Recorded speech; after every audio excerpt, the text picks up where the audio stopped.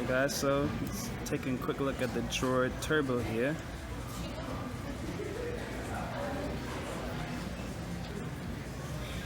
So it actually does feel very good in the hands. It's still, the edges are kind of sharp, not as rounded as it is on the Moto X, and it's a lot thinner too.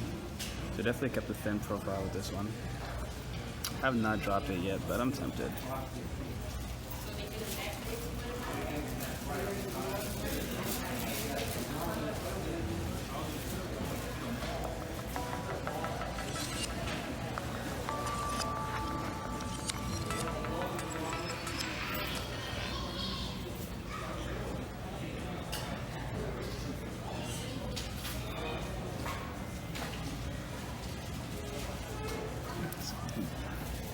I actually think I do prefer the soft material again here, but the ballistic nylon looks very, very good as well.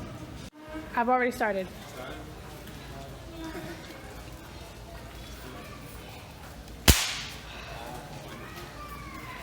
Catch you doing that. It's all good. It's almost.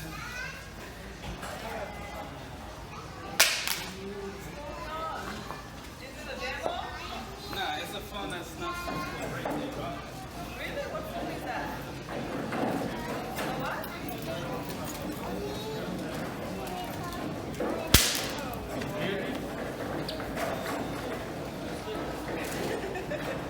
What's the price? Has indeed been dropped. I dropped it 5 times right in front of some people, and of course they're asking me questions about what the price was and all that good stuff. And I think this phone is gonna sell itself. It's a little bit more expensive than the Moto X, of course. I think it's due to the display. And this phone is built like a tank. It really is. It's built like a tank. It took those drops like it was nothing. So you can see the speakers. I thought like maybe that bent, but it's actually came like that. So you don't have to worry about that breaking either. So they handled that very well. The one downside to this phone, I would say, is the fact that only one of these is actually a speaker. The other one is just for the microphone. So if you, I mean, they're loud, but they're not that loud. You know, I don't think they're louder than the 2014 Moto X.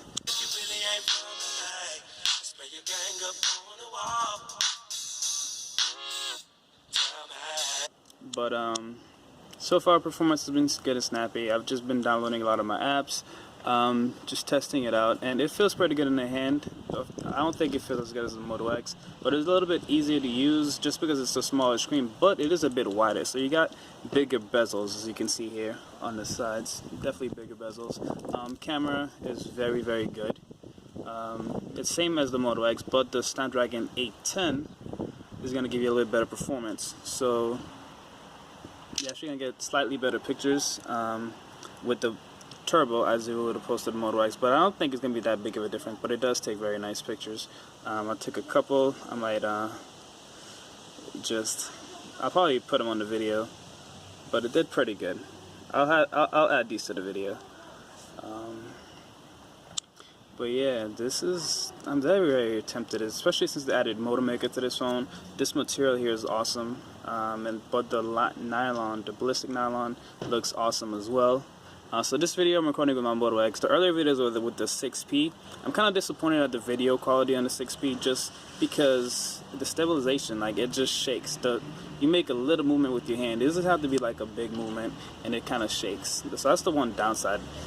Couldn't really use it as a video. Couldn't really use that as like a video camera.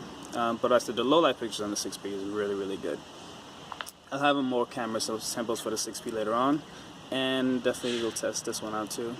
I'm thinking I'm gonna do black and gold to customize this one if I do it. I'm very tempted, but I still love my Moto X, definitely.